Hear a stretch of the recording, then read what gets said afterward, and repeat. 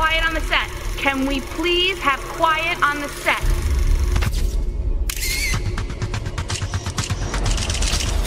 Bonjour à toutes et à tous et bienvenue sur Catch au quotidien pour ce Before Raw nouvelle formule. Chaque semaine désormais, vous retrouverez le lundi cette courte émission de moins d'une demi-heure dans laquelle quelques chroniqueurs de Catch au quotidien discuteront de l'épisode de Monday Night Raw du soir. Au programme aujourd'hui, nous reviendrons sur le main event de la semaine dernière qui a déterminé un nouveau challenger au titre intercontinental. Nous pronostiquerons le Tag Team Turmoil de ce soir, nous parlerons de la division féminine et de sa championne Alexa Bliss, et enfin, nous discuterons de l'avenir de la rivalité entre Roman Reigns et Braun Strowman. Je vous présente l'équipe qui va m'accompagner aujourd'hui. Nous avons Paul, bonsoir à toi. Salut à tous, ça fait plaisir, nouvelle formule, renouveau, comme le Phoenix, on est reparti. Bonjour ou bonsoir d'ailleurs, selon l'heure à laquelle les auditeurs nous écoutent. Et avec nous également, nous avons Kevin. Oui, bonjour. Bonjour Kevin, donc voilà, on est parti ensemble pour une petite demi-heure d'émission et nous allons attaquer tout de suite en parlant du main event de la semaine dernière à Raw qui a déterminé un nouveau challenger numéro 1 au titre intercontinental. Il s'agissait de The Miz, puisque pendant le match, Seth Rollins a été attaqué par Samoa Joe et que Bray Wyatt a coûté la victoire à Finn Balor. Donc chacun part dans la direction qui lui était prévue au moment du Superstar Shake-Up. Est-ce que c'est, selon vous, une bonne idée de ne pas avoir interverti les storylines? Et on va commencer par ton avis, Paul. À la base, ils ont commencé à mélanger les storylines entre eux. Maintenant, ils reviennent sur le truc à la base. C'est un petit peu compliqué, mais vu que maintenant, ils ont vraiment désigné quelque chose avec une opportunité qui était justement la possibilité d'être challenger numéro 1 au titre, qui a été coûté justement à Rollins et à Finn Balor, on a enfin vraiment les rivalités qui sont maintenant vraiment ancrées pour aller vers le prochain pay-per-view qui sera Extreme Rules. Kevin, es-tu d'accord avec Paul? C'est un peu foutoir entre le shake-up et Payback, mais maintenant qu'on a passé Payback, on rentame sur des nouvelles rivalités, des nouveaux challengers, donc c'est parfait. Très bien. Moi, je suis pas forcément d'accord avec vous parce que je pensais que ça aurait été une bonne idée d'intervertir les storylines dans la mesure où Dean Ambrose et The Miz s'étaient déjà affrontés au début de l'année pour le titre intercontinental et donc j'aurais trouvé ça pas mal d'avoir un match pour le titre intercontinental, pourquoi pas Extreme Rules avec non pas simplement The Miz et Dean Ambrose mais aussi d'autres challengers. Et là, on semble plutôt parti sur des rivalités en 1 contre 1, donc entre Miz et Ambrose, entre Finn Balor et Bray Wyatt, et entre Seth Rollins et Samoa Joe. Justement, nous allons parler maintenant de l'une d'entre elles, celle qui opposera Bray Wyatt et Finn Balor. Donc on l'avait vu le soir du Superstar Shake-Up à Raw, lorsque Bray Wyatt avait fait son arrivée dans le roster, il avait provoqué Finn Balor depuis l'écran géant. Est-ce que selon vous c'est une bonne idée d'opposer Balor et Wyatt, sachant que Balor vient juste de revenir de blessure et que Wyatt a à peine rejoint le roster de Raw? Kevin? Ça me chagrine un peu pour cette rivalité, parce que Balor il vient de revenir, il a besoin d'être exposé il a besoin d'être exposé. Wyatt vient de perdre le titre majeur de SmackDown, donc il a besoin aussi d'être montré. Donc les deux ont besoin d'être vainqueurs de cette rivalité, et on aura obligatoirement un des deux qui va être un peu mise en dessous. Donc ça me chagrine un peu. Très bien, Paul? Je pense qu'il fallait donner quelque chose à Balor qui vient de revenir. Il pouvait pas le mettre avec Seth Rollins vu qu'il est face. Samoa Joe était pris. Triple H est sur les bancs. Donc fallait quelqu'un pour justement donner quelque chose à Balor, mais c'était le même cas pour Bray Wyatt qui vient d'arriver du Superstar Shake-Up. Donc oui, je pense que c'est une bonne idée, et de toute façon, comme tu l'as dit précédemment, on va partir sur la scène intercontinentale sur 3 matchs en 1 contre 1. Donc la carte de Extreme Rules sera bien étoffée et on aura du bon catch. Je pense que cette rivalité a tout intérêt à être bien équilibrée tout de même, parce qu'on a Bray Wyatt qui sort d'un excellent programme à SmackDown où il a été champion de la WWE pendant 1 mois et demi, où il a eu une grosse rivalité avec Randy Orton qu'il a affronté à WrestleMania dans un des main events du show.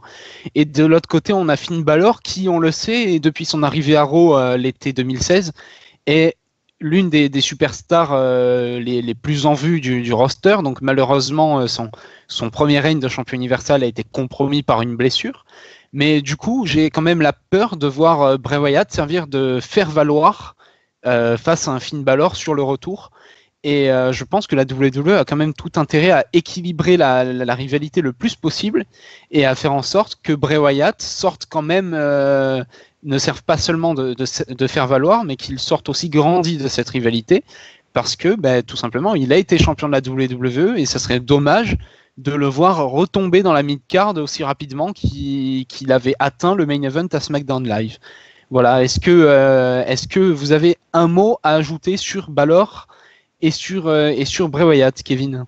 Comme je disais, tu viens de le dire, il faut vraiment que ça soit équilibré, sinon Bray Wyatt va un peu retourner comme il était il y a quelques mois, quelques années, ça toujours servir de faire valoir pour faire augmenter les gens dans la carte, et ça c'est vraiment dommage pour lui. De toute façon, on va avoir, tant que le titre Universal est sur les épaules de Brock Lesnar, on va les considérer dans la mid-card, alors que c'est eux qui vont au final peut-être être le dernier match du show, donc en main event. Donc non, on dit pas forcément une relégation en mid-card, mais peut-être une stagnation sans le titre majeur, quoi. Très bien. Maintenant, ce qu'on va faire, c'est qu'on va passer à une autre actualité qui nous intéresse. C'est l'actualité qui concerne les titres par équipe, puisque vous le savez, sur la demande de Goldust et de R-Truth la semaine dernière, Kurt Angle, le general manager de Raw, a annoncé un tag team turmoil pour le Raw de ce soir. Rappelons tout de même que le Raw de ce lundi soir se déroulera à Londres, au Royaume-Uni, puisque la WWE est en pleine tournée européenne en ce moment. Toutes les équipes du roster de Raw s'affronteront donc pour déterminer les nouveaux challengers au titre par équipe. Question simple d'abord, je vais vous demander juste un petit pronostic. Quelle équipe a selon vous le plus de chances de remporter ce tournoi et de devenir les nouveaux challengers au titre par équipe détenus par les Hardy Boys? Kevin? Cesaro et Sheamus. Paul? Golden Truth, évidemment. Non, je pense que oui, Cesaro et Sheamus sont bien placés. Très bien, alors si vous ne connaissez pas encore Paul, vous vous rendrez bien compte que c'est le petit rigolo des chroniqueurs de Catch au quotidien. Le petit rigolo, je vais t'en mettre, toi. Très bien. Justement, comme vous avez tous les deux répondu Cesaro et Sheamus, est-ce que vous pensez que ce tournoi, finalement, sera simplement mis au service de Cesaro et Sheamus et de leur heel turn, pardon, Paul? Oui, il est vrai que déjà, la semaine dernière, ils ont fait vraiment une promo très convaincante en heel. On a bien senti justement ce shift au niveau du côté de la force. Je pense qu'on va pouvoir, à travers de ce tournoi, justement explorer de nouvelles facettes de leur personnage, mais aussi au niveau de leur catch, parce que quand tu passes en heel, tu changes des choses sur ton in-ring. Comment tu vas agir, comment tu vas, par exemple, faire quelques moves ou alors stratégiquement. Donc, on va voir justement ces changements arriver, qui vont commencer justement ce soir. Kevin, es-tu d'accord avec Paul? Je suis tout à fait d'accord avec Paul. Avec le heel turn qu'ils ont fait à Payback, ils ont besoin de renouveau dans leur gimmick, donc une gimmick de heel. Et il faut vraiment qu'avec ce match, on redécouvre des nouveaux mouvements, une nouvelle attitude. Et ça, je pense que c'est le seul match capable de provoquer tout ça. Très bien, ouais, je pense aussi qu'on va avoir des changements, surtout du côté de Cesaro, puisque Sheamus est quand même un habitué de ce rôle de heel dans le roster. Il l'a été depuis son retour en avril 2015. En tout cas, lui, Cesaro n'a pas été heel depuis ses débuts à la WWE. Il a une longue période en tant que face, et donc je pense qu'on va avoir l'occasion de voir un peu les changements que ce heel turn va lui faire apporter surtout dans le ring, parce qu'on l'a vu un peu au micro déjà la semaine dernière, et là on va voir quelques changements dans le ring. Une petite question complémentaire sur ce sujet du tag team turmoil, comment vous pensez qu'il va être organisé? Est-ce que toutes les équipes vont s'affronter en même temps, ou est-ce qu'il va y avoir, ou est-ce que ça va être sous forme de tournoi? Rappelons quand même qu'il y a au total 5 équipes. 5 équipes, c'est cela, qui sont engagées dans ce tournoi pour devenir challenger numéro 1 au titre par équipe. Il y a donc Cesaro et Sheamus, il y a Heath Slater et Rhino, Golden Truth, donc R-Truth et Goldust. Il y a Enzo et Big Cass. Et enfin, les anciens champions par équipe, Carl Anderson et Luke Gallows. Donc, sachant qu'ils sont 5, comment vous pensez que ce tournoi va être organisé, Paul? Comme le dit notre Dologis national dans notre petit chat personnel, à SmackDown, donc il y a eu un tag team turmoil il y a de cela quelques temps, et ils étaient tous sur le ring, et en fait il y avait 2 au départ. Donc je pense qu'ils vont faire pareil, un genre de Championship Scramble, mais sans les ceintures, quoi. Très bien, donc 2 équipes qui s'affrontent, et quand l'une est battue, l'autre rejoint. Je sais plus si c'est style Rumble ou mais je pense que Scramble, ouais, peut-être comme ça. Après, 10 personnes sur le même ring, ça fait un peu fouillis, on va en avoir partout, donc ça va être un peu difficile de suivre.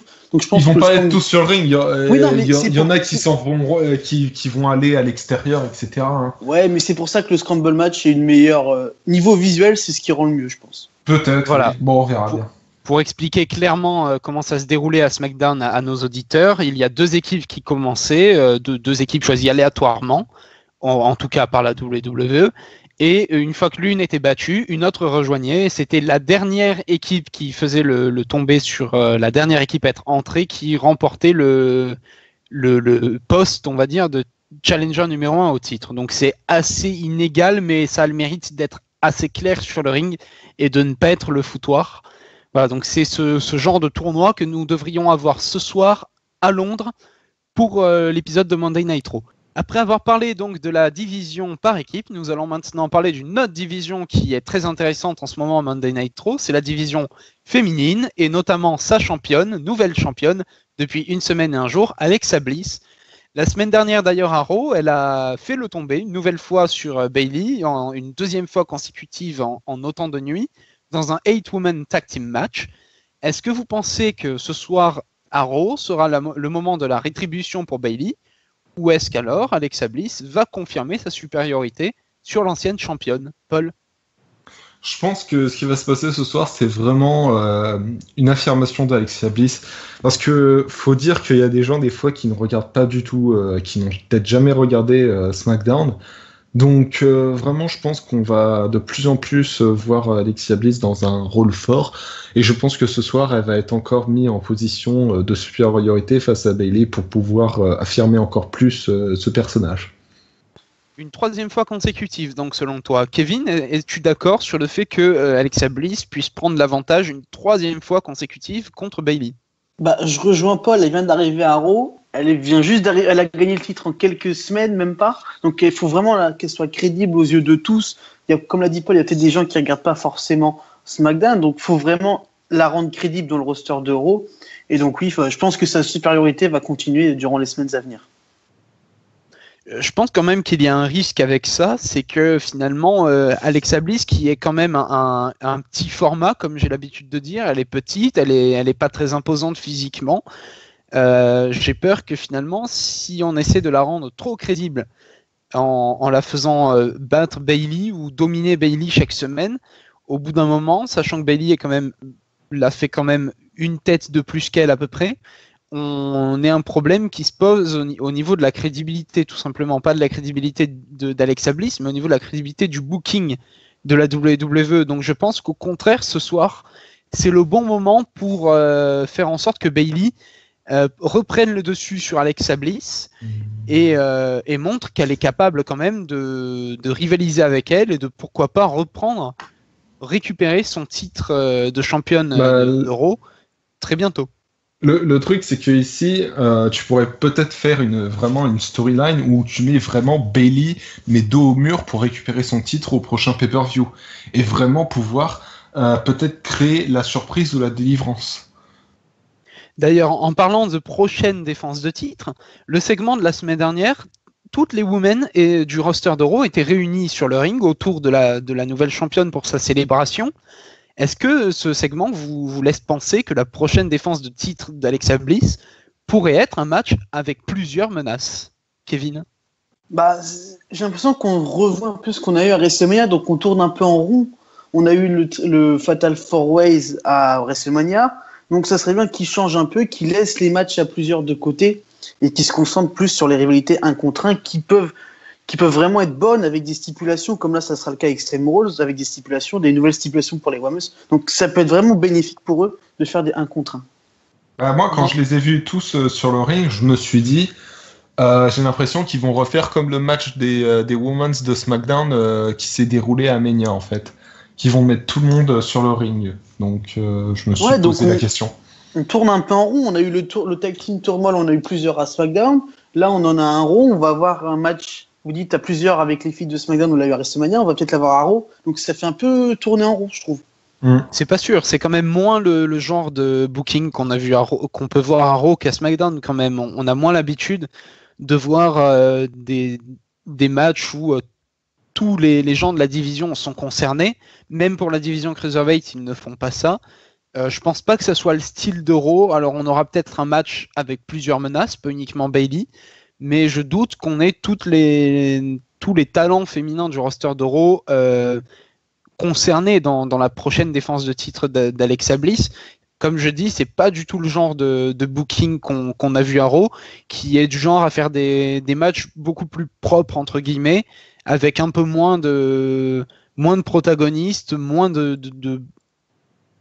pas de foutoir, mais moins de bazar, et un peu plus basé sur le storytelling, la storyline, et moins sur un enchaînement de prises entre de très nombreuses lutteuses, comme on avait pu voir lors du match pour le titre féminin de SmackDown à WrestleMania 33. Donc pour vous, est-ce que Bayley sera la prochaine challengeuse?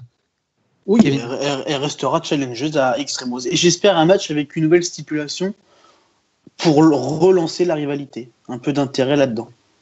Si ce soir une autre woman doit être ajoutée à l'équation, qui penses-tu que cela pourrait être? Nia Jax. Paul, même question. Oui, non, je sais qu'on le veut pas. Nous, on le veut pas, mais voilà, elle a perdu son match à WrestleMania et depuis, elle était complètement écartée. Oui, mais Kevin, tu es ce qu'on appelle un masochiste. Je sais, mais le dis pas à tout le monde. Ah, oups. Paul, même question pour toi. Je pense que personne va être ajouté, mais si quelqu'un doit être ajouté, je pense peut-être Sasha Banks. Très bien, ouais, moi c'est l'idée que je trouve la mieux. Peut-être que la WWE pourrait se servir d'Alexa Bliss pour finalement enfin lancer ce heel turn de Sasha Banks et se servir justement de la rivalité entre Bayley et Alexa Bliss. Voilà, moi c'est une idée que je trouve pas mauvaise. Très bien, maintenant on va passer à la dernière partie déjà de cette émission qui concerne la rivalité entre Roman Reigns et Braun Strowman. Donc une rivalité qui a été légèrement mise en pause la semaine dernière lors de Monday Night Raw, au lendemain de WWE Payback. Juste Kurt Angle qui est venu sur le ring pour s'adresser aux fans à propos de cette storyline entre Reigns et Strowman. Il a annoncé qu'il travaillait avec les officiels de la WWE sur un moyen de faire aller Reigns et Strowman de l'avant, malgré que tous les deux soient pour l'instant blessés. Qu'est-ce que cette expression qu'a utilisée Kurt Angle, les faire aller de l'avant, vous inspire? Qu'est-ce qu'elle signifie selon vous, Paul? Un match pour le titre Universal. Je vois pas d'autre. C'est-à-dire un match qui pourrait déterminer le prochain challenger?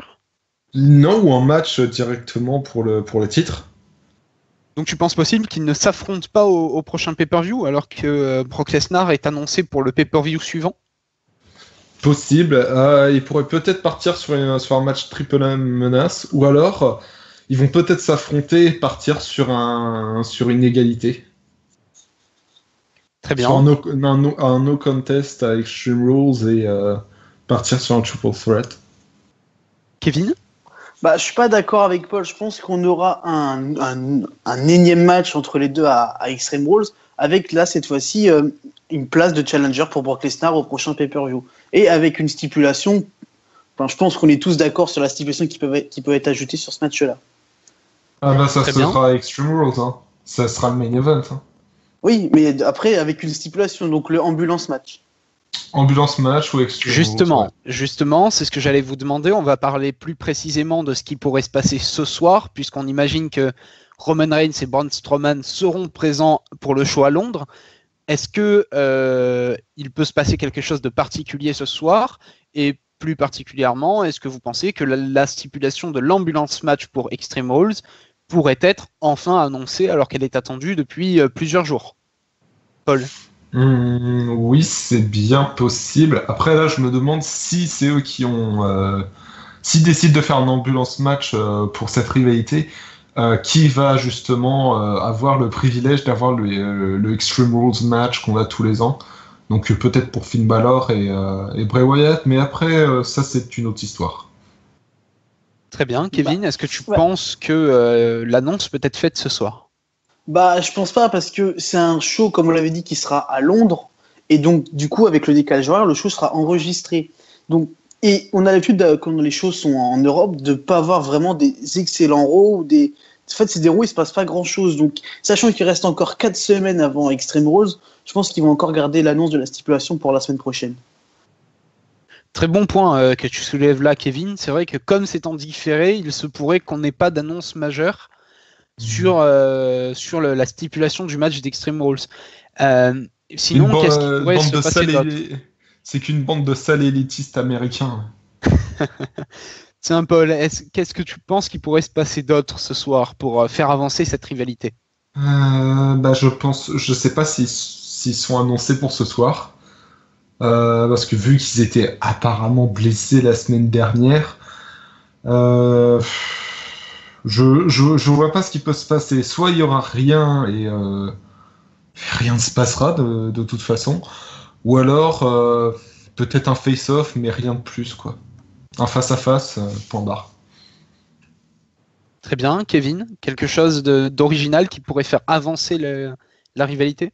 Original, pas spécialement, mais un affrontement physique entre les deux, donc un petit segment qui dégénère, et cette fois-ci avec une mise en avant de Roman Reigns qui s'en prend un peu plus violemment à Braun Strowman. Très bien, alors juste pour informer nos auditeurs avant de conclure cette émission, Roman Reigns et Braun Strowman sont bien annoncés pour le Monday Night Raw en question, mais comme vous le savez, il arrive qu'ils n'apparaissent pas devant les caméras et qu'ils apparaissent seulement à la fin du show, uniquement pour les gens présents dans l'arène, dans la salle, en dark match, voilà, comme on dit. Donc voilà, ça ne veut rien dire, mais ils sont bien annoncés.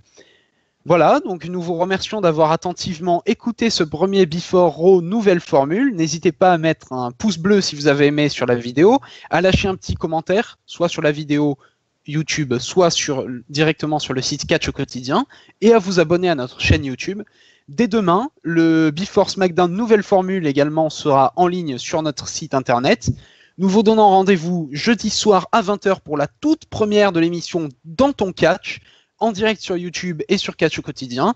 Nous reviendrons à cette occasion sur Raw, sur SmackDown, sur le catch international et indépendant, et également sur le catch français avec un invité exceptionnel.